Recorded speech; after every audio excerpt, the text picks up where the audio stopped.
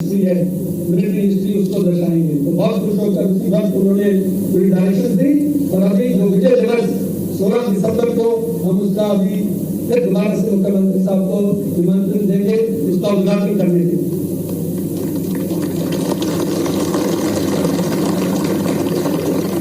साथ ही साथ एक आयुष सेंटर, यानी कि आप सब समझते हैं कि आज के दौर में कैसे मेडिकल का जो फील्ड है उसमें हमारी जो पारंपरिक जो मेडिकल जो हमारी खुद की जो शिक्षा है उसको कैसे आगे बढ़ाया है। तो फिर मिनिस्टर साहब ने बोला कि आप बनाइए आयुष सेंटर, हम आपको ozone therapy, mud therapy, Ayurvedic, homeopathic, yoga centre के लिए पूरी मदद देंगे। और ये भी एक सेलिब्रिटी फ्यूजन का उदाहरण है, क्योंकि इसके अंदर तमाम सिविलियंस, तमाम एक्सर्विसमेन सब इक्वल हिस्सेदार होंगे। तो इसके लिए मैं मिनिस्टर साहब का धन्यवाद करता हूँ कि इस पूरे प्रोजेक्ट को उन्होंने पर्सनल प्रोजेक्ट देखेंगे। और अब जो तीसरी खबर को मैं पहली बार इनको न्यूज नहीं कर रहा हूँ, हमारे स्टाफ लेवल के ऊपर सेक्रेटरी साहब के लेवल पर हुई है कि विजय दिवस के दिन हम भोपाल और भारतीय सेना की ज्वाइंट मैराथन 5, 10 और 21 किलोमीटर का भी आयोजन करेंगे, ताकि ये जो सामंजस्य है ये हर फील्ड में है।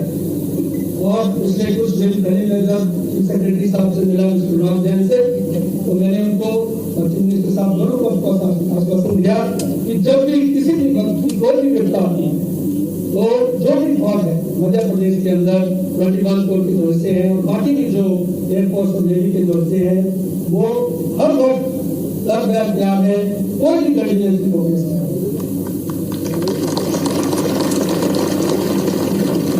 हालांकि मैंने उनको ये बोला कि भगवान की दया बनी रहे और आपको हमारी जरूरत ना पड़े तो अच्छी बात है, लेकिन वक्त का कोई पता नहीं और अगर जरूरत पड़ेगी तो मैं बिल्कुल इंक्लूडिंग एक्स सर्विसमैन की कम्युनिटी की तरफ से आपको पूरा आश्वासन दिलाता हूँ कि हम सब हाजिर होंगे। अभी 1 से 4 नवंबर को एमपी स्थापना दिवस है, उसके अंदर भी आपको कुछ झलक मिलेगी जो कि हमारा अपनी तरफ से कंट्रीब्यूशन होगा मध्य प्रदेश स्टेट को। सीएनएस एडमिरल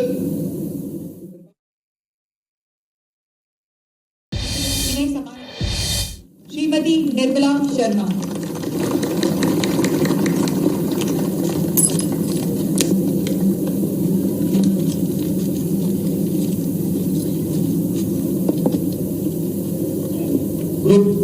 जहां पर सीएम डॉक्टर मोहन यादव मौजूद हैं और पूर्व सैनिकों की ये रैली है और इस रैली में सीएम शिरकत कर रहे हैं। 17,000 फीट ऊंचाई पर हवाई जहाज के कंट्रोल को देने के बावजूद भी आप सकुशल विमान को गति को उतारा और जान मान की हानि से बचाया। पूर्व सैनिकों की विधवाएं भी इस कार्यक्रम में मौजूद हैं। ये पूर्व सैनिकों का सम्मान किया जा रहा है स्वर्गीय मेजर अजय कुमार और इस कार्यक्रम में सीएम डॉक्टर मोहन यादव शिरकत कर रहे हैं। आरएन प्रसाद जी कारगिल युद्ध के दौरान 13 मैग्नाइट इन्फेंट्री बटालियन में कार्यरत थे और आतंकवादियों से मुठभेड़ में वह शहीद हो गए। श्री आरएन प्रसाद जी पिताजी मेजर स्वर्गीय अजय कुमार।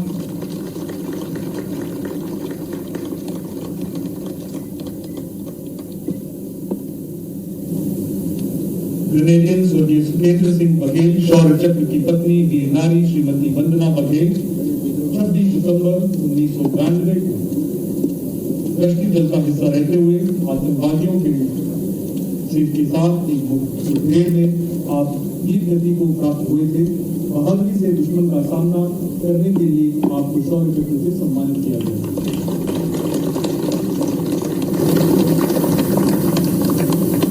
स्वर्गीय रामस्वरूप की पत्नी वीर नारी Shrimati Savita Devi CM Ramswaroop navy core में भर्ती हुए थे। नागरिक राज्य में ऑपरेशन ऑर्बिट के दौरान अपने कर्तव्यों का निर्वाह करते समय 22 जुलाई 1997 को ये शहीद हो गए। श्रीमती सविता देवी वर्तमान में त्रिवेणी सेंटर में कार्यरत हैं। सीएम स्वर्गीय रामस्वरूप।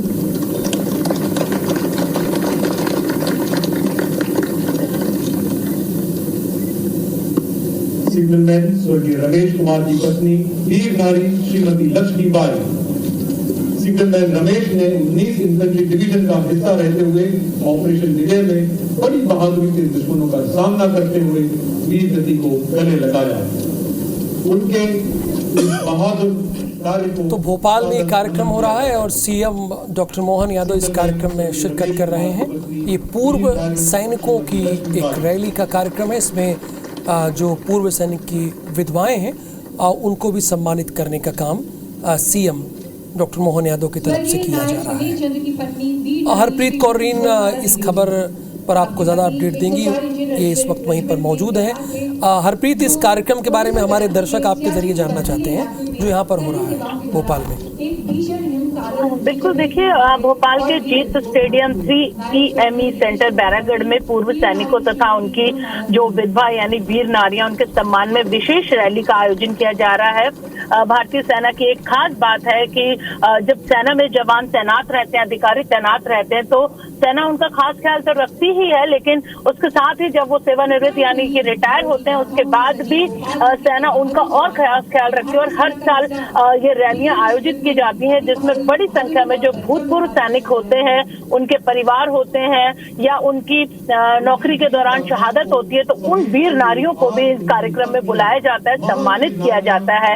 आज इस कार्यक्रम में मध्य प्रदेश के मुख्यमंत्री डॉक्टर मोहन यादव शामिल हो रहे हैं। वो अपने हाथों से इन वीर नारियों का सम्मान कर रहे हैं जिनके पतियों ने देश की रक्षा में शहादत दी है। इसके साथ ही भूतपूर्व सैनिक इस कार्यक्रम में पहुंचे हैं। ये पहला मौका है जब मध्य प्रदेश के मुख्यमंत्री डॉक्टर मोहन यादव सेना के किसी कार्यक्रम में शामिल होने बैरागढ़ पहुंचे हैं और देखा जा सकता है कि बड़े उत्साह के साथ इस कार्यक्रम में जो सेना के जवान है, 3EME सेंटर के जो जवान है, अधिकारी हैं, वो मौजूद है और एक से बढ़कर एक वो यहाँ पर अपने शौर्य का प्रदर्शन करते हुए नजर आ रहे हैं अलग अलग विधाओं में कि किस तरह भारतीय सेना न सिर्फ मोर्चे पर देश की रक्षा करती है बल्कि देश के अंदर भी वो किस तरह लोगों का ख्याल रखती है। तमाम चीजें वहां पर दिखाई जा रही हैं और खुद मुख्यमंत्री डॉक्टर मोहन यादव इस कार्यक्रम में मौजूद हैं। पूरे कार्यक्रम में न सिर्फ भोपाल, रायसेन, सीहोर, विदिशा, होशंगाबाद, गुना बल्कि राजगढ़ और अन्य जिलों से जो पूर्व सैनिक है वो पहुंचे हैं।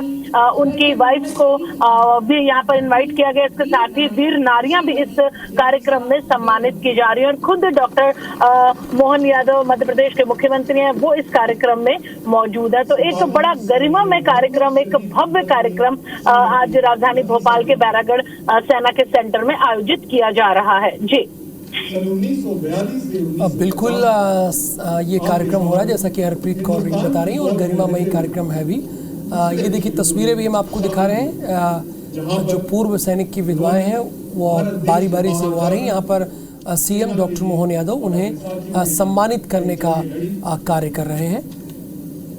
और एक जन आपकी जीवन के साथ को देखते हुए आपके जज्बे को हम सलाम पेश करते हैं। सिपाही स्वर्गीय मोहम्मद शरीफ की पत्नी श्रीमती नफीसा बी।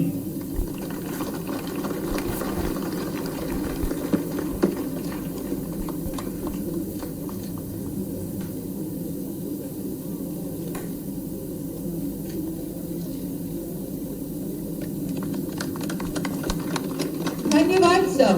माननीय मुख्य अतिथि महोदय से मेरा अनुरोध है कि इसी गौरवशाली गाथा में एक नया अध्याय जोड़ते हुए अपने सुवचनों एवं मार्गदर्शन से हमें संबोधित करें। माननीय मुख्यमंत्री महोदय।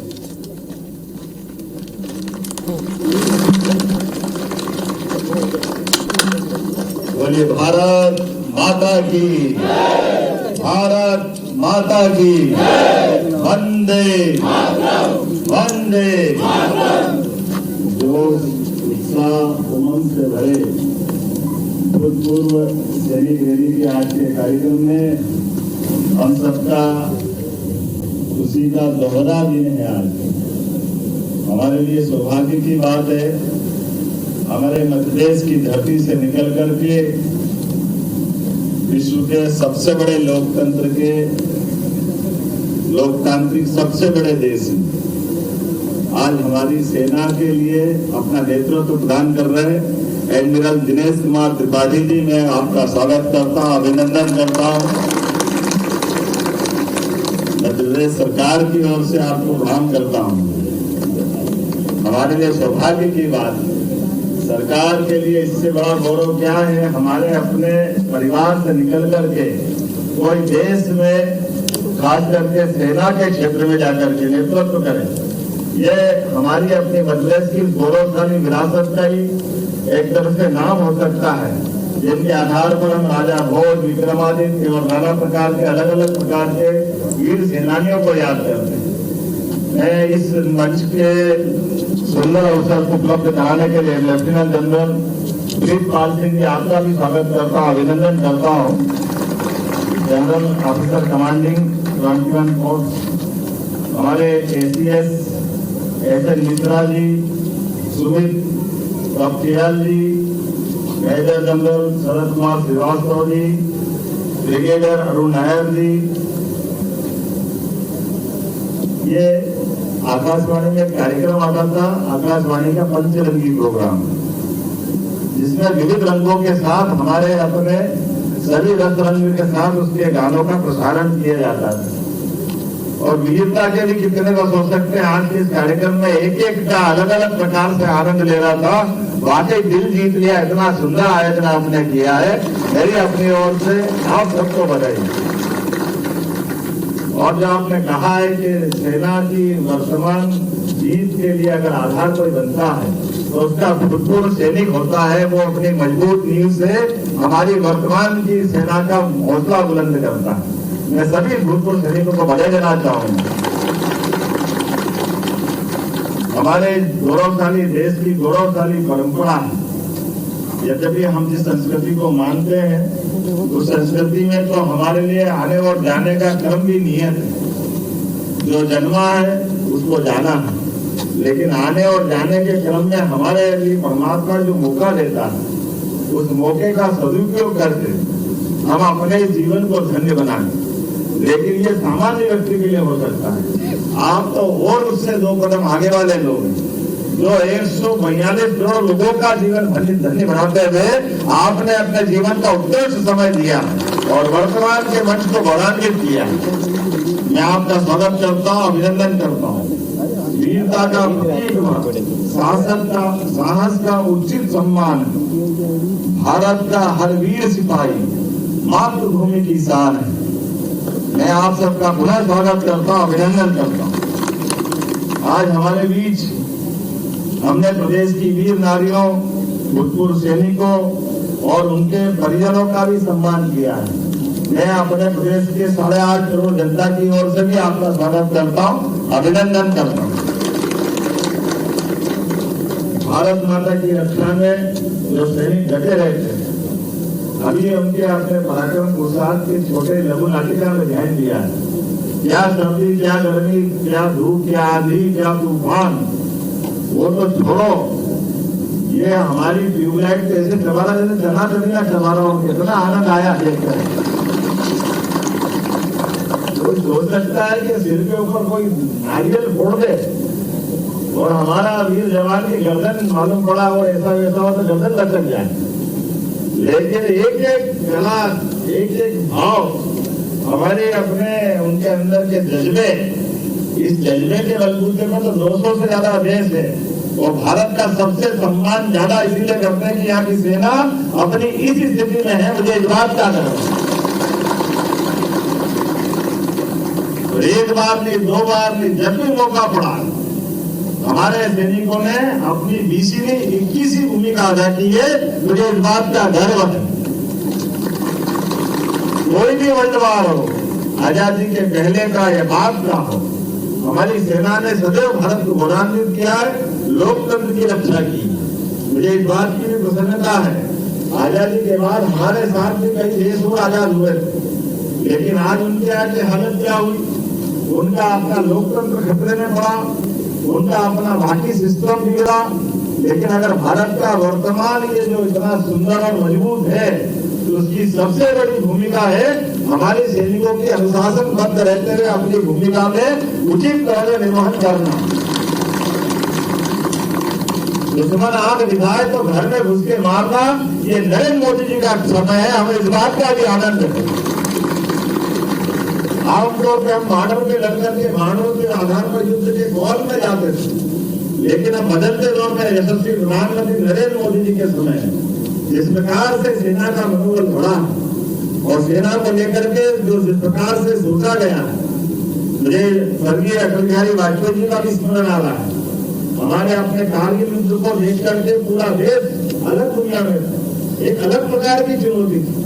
दुश्मन ऊपर था, हमारे सैनिक नीचे थे, लेकिन नीचे से जाकर के भी ऊपर जाने के अलावा भारत में जो पराक्रम किया, ये भूतों में भविष्य में कभी कोई सोच नहीं सकता, वो सेना ने करके दिखाया था। हम इस बात का गर्व है। हमारी सीमाओं के अंदर दुश्मन का आना, ये आने का सपना देखना भी और आज के जमाने में तो सब बिल्कुल सोच ही नहीं सकते। लेकिन मुझे इस बात की प्रसन्नता है, हमारे रणबांकुरों ने अपने प्राणों की आहुति दे करके अपने जीवन के बहुमूल्य समय को आपने चाहे आप रिटायर हुए हो, लेकिन कागज पर रिटायर हुए, देश की सेवा से रिटायर नहीं, आप देश की सेवा में सदैव जाने जाओगे कि मैं जानता हूं और आपकी भूमिका भी होगी। इसीलिए हमारे सभी भूतपूर्व सैनिक जो आज यहाँ इस रैली में पधारे हैं, मैं उनका भी अभिनंदन करता हूँ और दीपावली के अवसर पर आप सबको अग्रिम मंगल कामना देता हूँ, बधाई देता हूँ।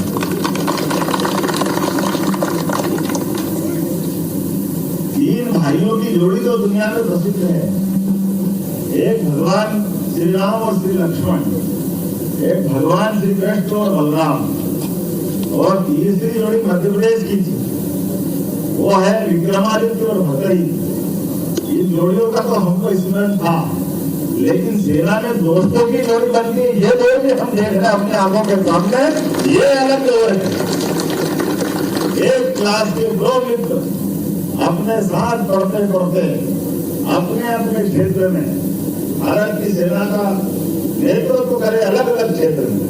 ये केवल भारत में हो सकता है।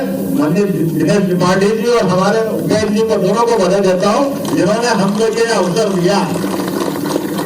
ये बाकी लोगों के लिए भी प्रेरणा रहेगी कि हमारे अपने स्तर पर कभी कभी क्लास में एक को पढ़ता है, दूसरे को टेंशन होता है, ये पढ़ेगा तो मेरा नंबर कहाँ आएगा। लेकिन हमारे देश के अंदर ये उदाहरण करना चाहूंगा, इस देश के अंदर ही ये वर्तमान के दौर में नेतृत्व क्षमता को लेकर के परिपक्व नेतृत्व के आधार पर हमारे यहाँ कई सीनियर नेता थे, लेकिन उसके बावजूद भी नरेंद्र मोदी जी ने जिस ढंग से अपनी इस दौर को संभाला, मैं उनका पुनः बधाई देना चाहूंगा। सेना के क्षेत्र में इस प्रकार से सेना का मनोबल बढ़ाने के लिए और देश का मनोबल ऊंचा रखने के लिए वो काम कर रहे हैं।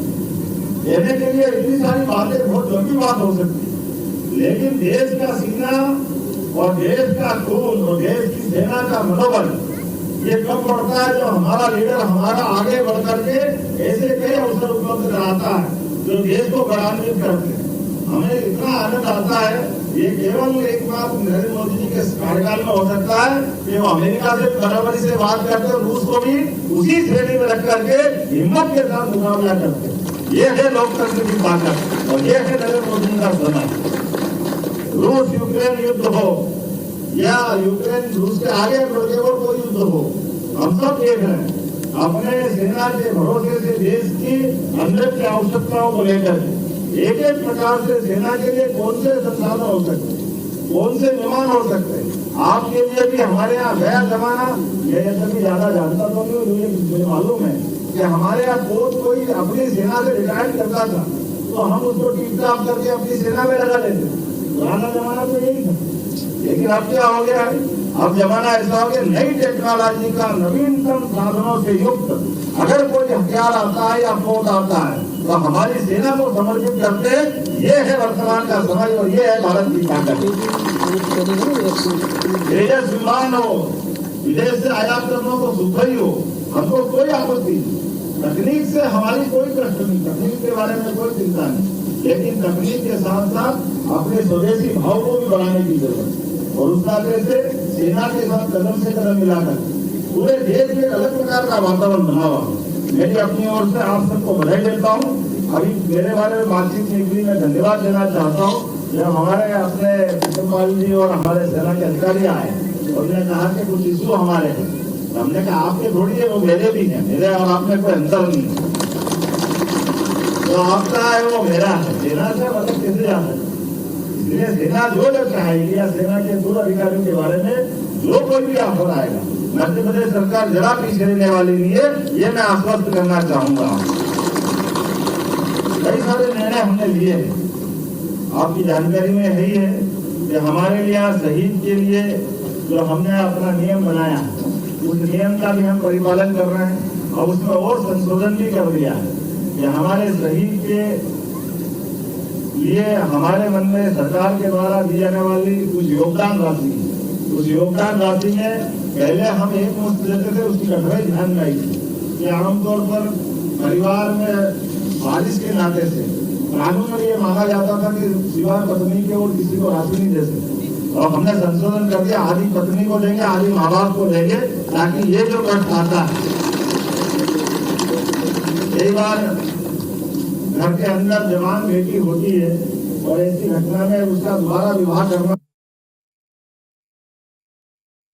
हो, कोई और कारण होता है, तो ये राशि में हर चीज का होगा, बाकी बातें क्या होगी, हमने इसमें संशोधन किया। हमारे यहाँ परिवार परंपरा की पुरानी मान्यता है, इसलिए हमने उस पर भी ध्यान दिया। हमने शहीदों को, माताओं को देने वाले अनुदान राशि में भी वो भी बढ़ाकर के 10,000 रुपये प्रति माह कर दिया है कि हमारे अपने परिवार में से कोई शहीद में तो उनके माता पिता को भी मासिक अनुदान भी 10,000 रुपये महीना हम देने वाले हैं। इसी प्रकार से शहीद की पुत्री हो, बहनों के विवाह पर भी 51,000 रुपए की राशि हमारे द्वारा देने का हमने निर्णय किया है। प्रदेश में निवासरत द्वितीय युद्ध के अभी हमारे वीरांगना या हमारी वीर बहनें आई है, हम उनके बीच में भी बताना चाहेंगे कि इनका भी 8,000 रुपये प्रति माह जो दे रहे थे, और हम इसको 15,000 रुपये प्रति माह की वार्षिक प्रति माह की दर से हम अपने योगदान राशि देने वाले हैं।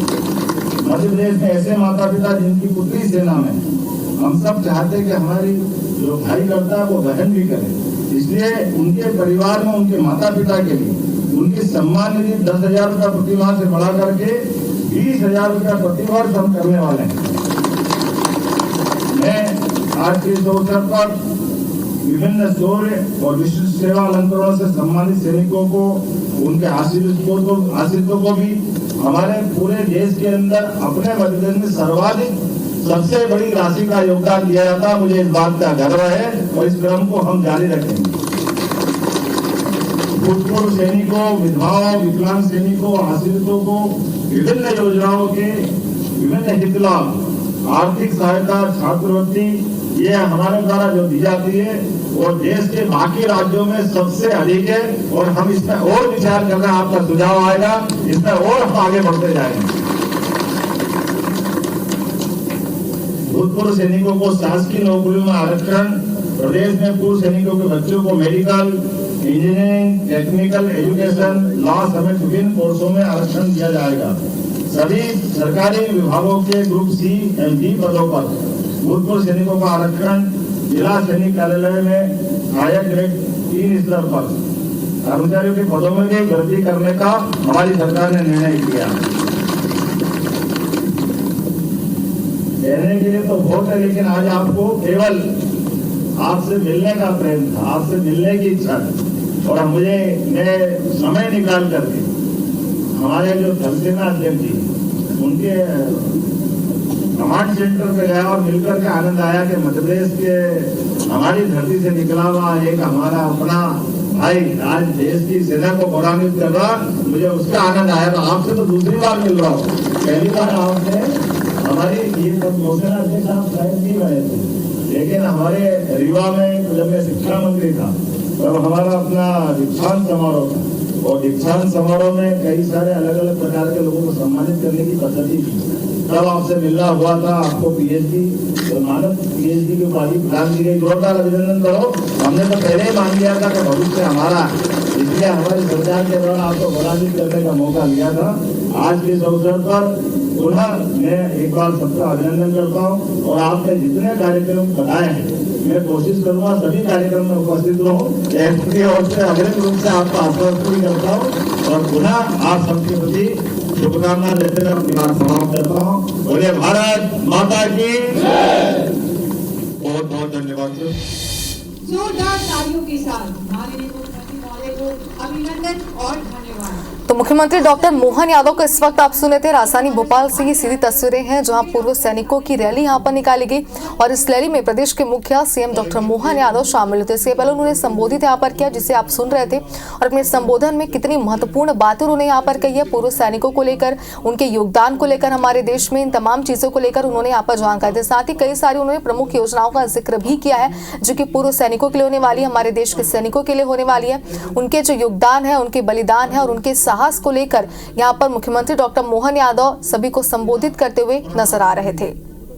मुख्यमंत्री महोदय डॉक्टर मोहन यादव जी, हमारे प्रदेश के धरतीपुत्र नौसेना अध्यक्ष देश के वहाँ पे बाकी था, यहाँ पे 21वीं कोर के core commander उत्तमपाल Singh, Pritpal Singh ji, brigadier Arun Lal ji,